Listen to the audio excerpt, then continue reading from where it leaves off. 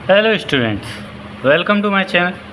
तो चलिए आज की इस वीडियो में क्लास 11th मैथ की एक्सरसाइज 2B क्वेश्चन नंबर 15 देखते हैं क्या कह रहा है हमसे।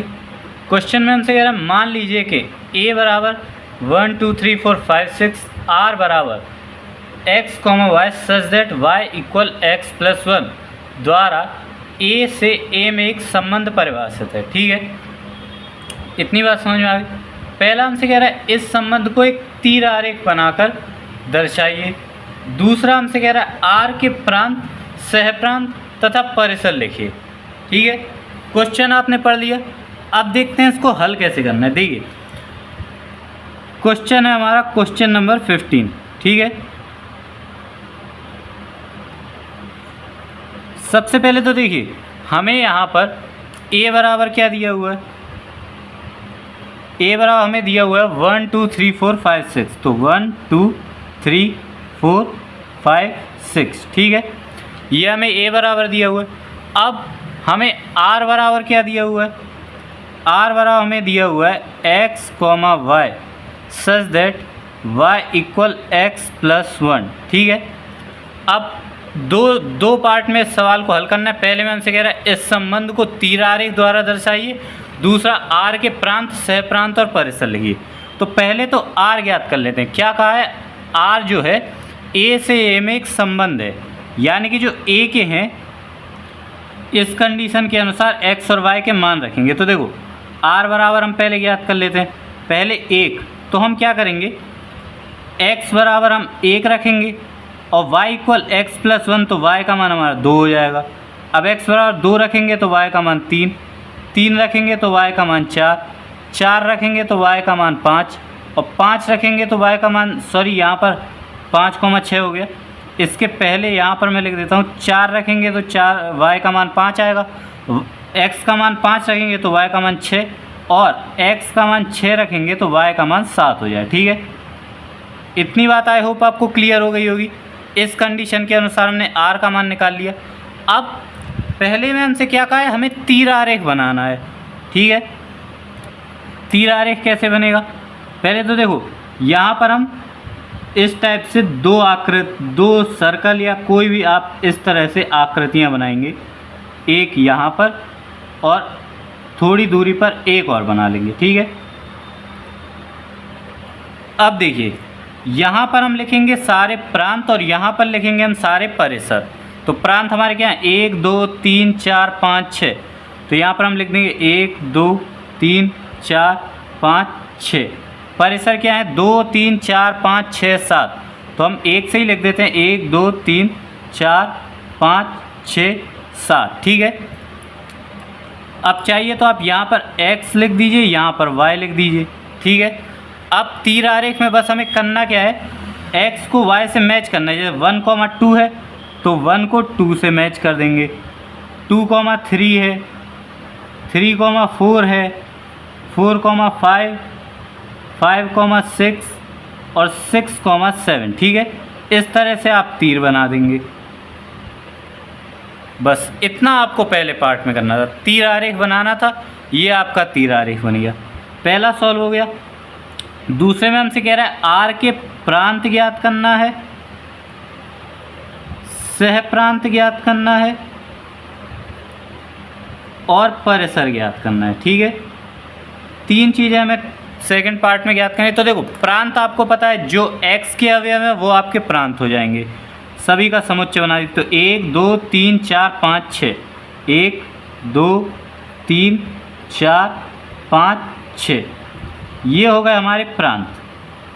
परिसर आप जानते हैं जो y के अवयव होते हैं। तो 2 3 4 5 6 7, ये आपके परिसर हो जाएंगे। 2 3 4 5 6 7। ठीक है, आंसर हो गया। अब बात आती है सहप्रांत क्या होते हैं।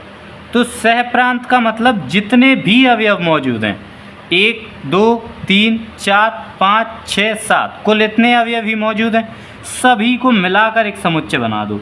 तो 1 2 3 4 5 6 7। देखो समुच्चय में अवयव रिपीट तो होते नहीं है, तो कुल ये देखना है कि कुल जितने अवयव हैं सभी को मिलाकर आपका कहलाता है सहप्रांत। तो ये आपका क्वेश्चन नंबर 15 सॉल्व हो गया।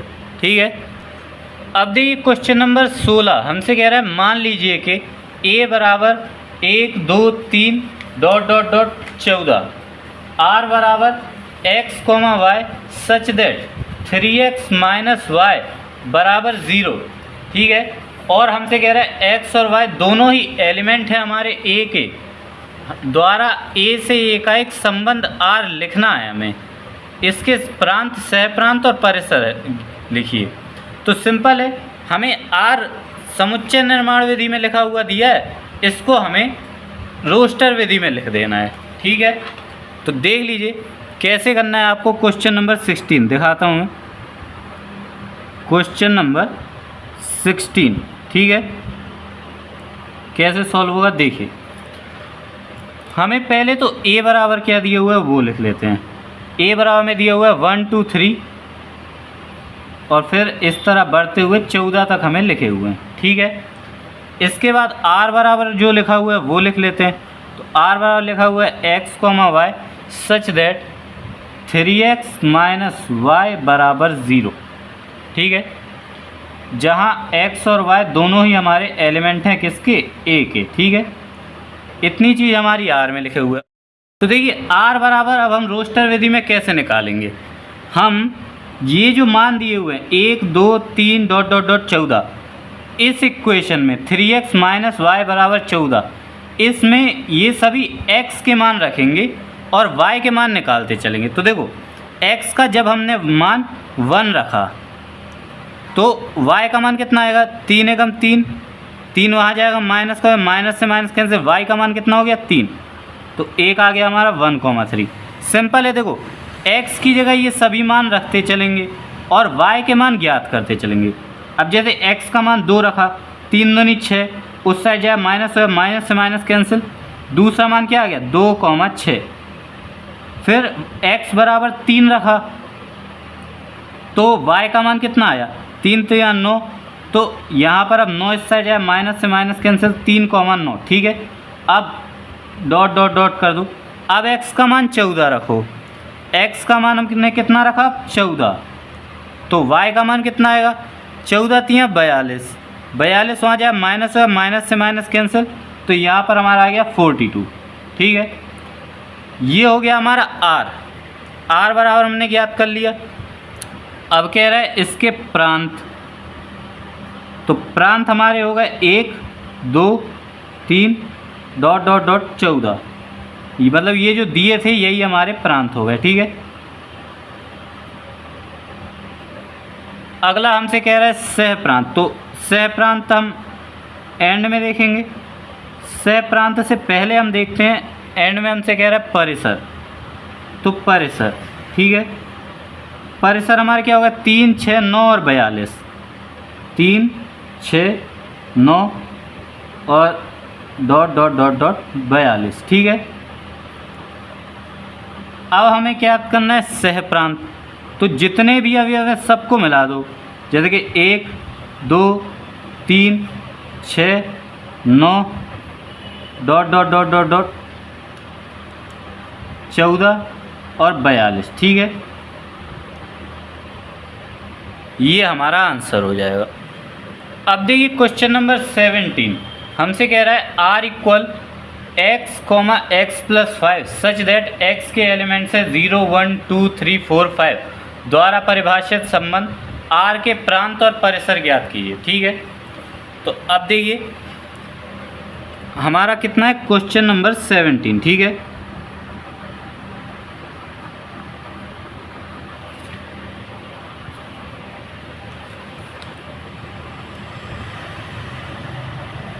तो देखिए कैसे करेंगे।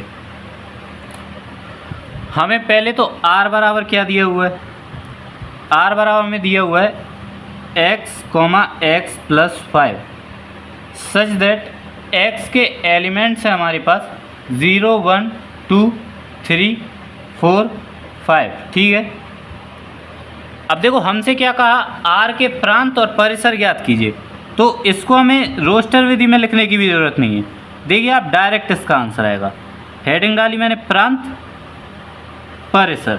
ठीक है, देखो x की जगह ये सभी वैल्यू आएंगी। देखो x हमारा प्रांत है, x + 5 हमारे परिसर हैं, तो x की जगह हम ये सभी वैल्यू रख सकते हैं, यही हमारे प्रांत हो गए 0 1 2 3 4 5। परिसर में x + 5 है, जितने भी मान है सब में 5 जोड़ दो। 0 में 5 जोड़ा 5, 5 1 6, 5 2 7, 5 3 8, 5 4 9, 5 और 5 10, ये हमारे परिसर हो गए। देखा, रोस्टर विधि में लिखने की ज़रूरत ही नहीं है, ये प्रांत ये परिसर x की वैल्यू रखते चलो, आंसर आ गया। अगला देखिए क्वेश्चन पर ध्यान दीजिएगा, कह रहे हैं निम्न आकृति में P से Q का संबंध दर्शाती है, समुच्चय P से Q का संबंध दर्शाती है।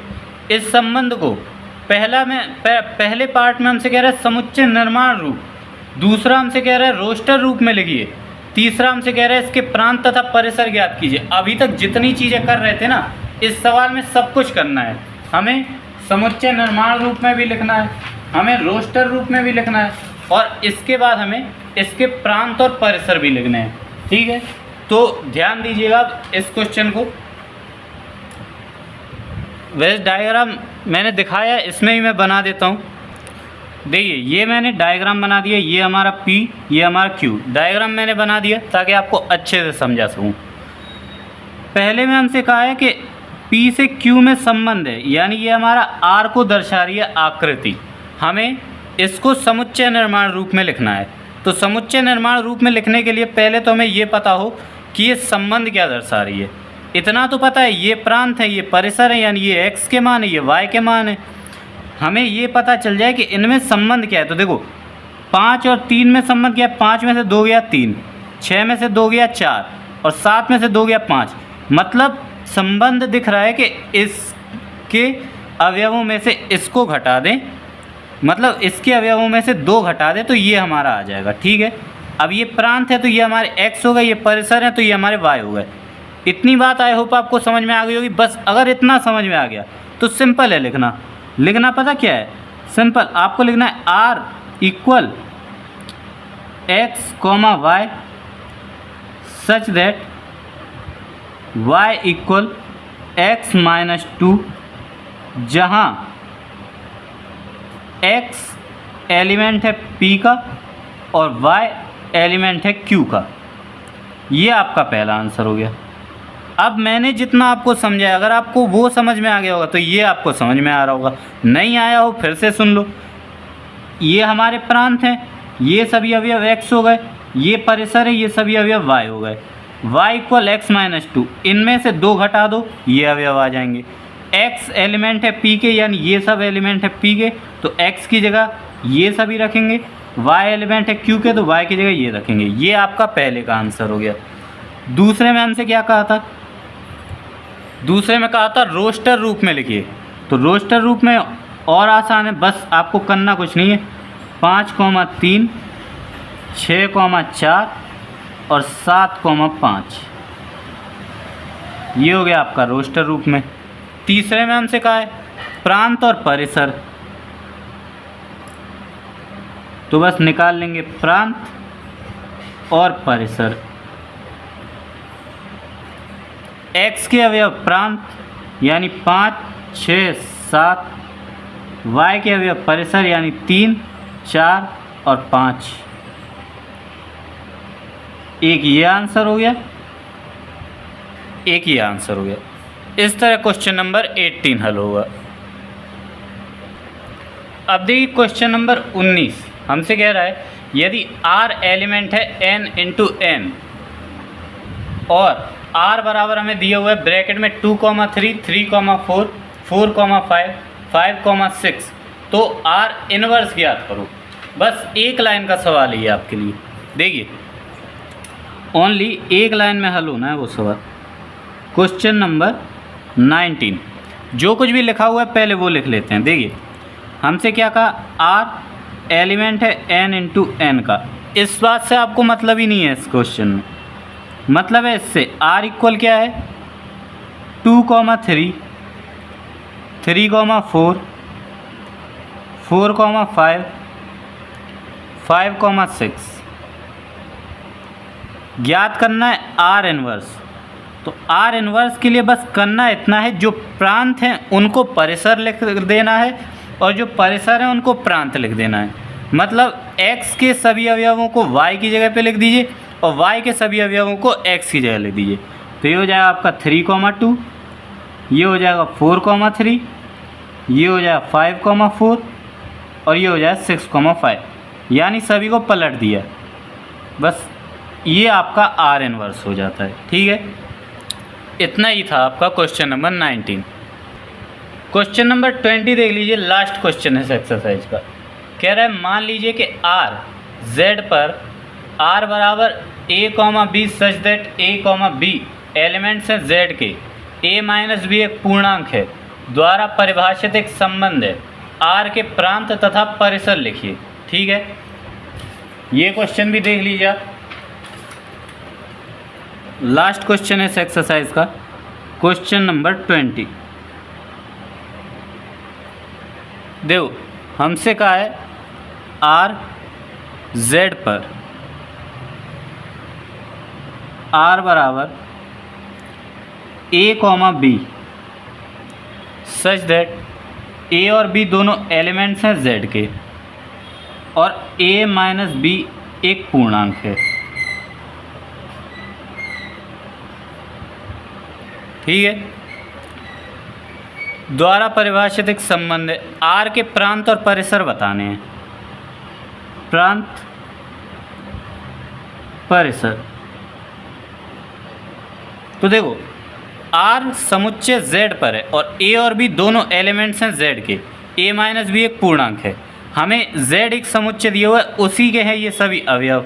अब इन्होंने हमें समुच्चय का एक्यूरेट मान तो दिया नहीं है, तो प्रांत की जगह लिख दीजिए z, परिसर की जगह लिख दीजिए z, ये आपका आंसर हो गया। अब हमें समुच्चय दिया होता तो आगे इस सवाल को सॉल्व करते। हमें कोई समुच्चय एक्यूरेट दिया नहीं है, लिख दिया है आर जेड पर r बराबर a, b, a और b एलिमेंट हैं z के, तो बस प्रांत हो जाएगा z, परिसर हो जाएगा z। यानी कि z का अवयव हमारे z के a अवयव हमारे प्रांत हो जाएंगे और b की जगह जो अवयव होंगे वो परिसर हो जाएंगे, क्योंकि दिए नहीं है तो ये बस z करके आंसर कर दिए। क्वेश्चन नंबर 20 आपका सॉल्व हो जाएगा।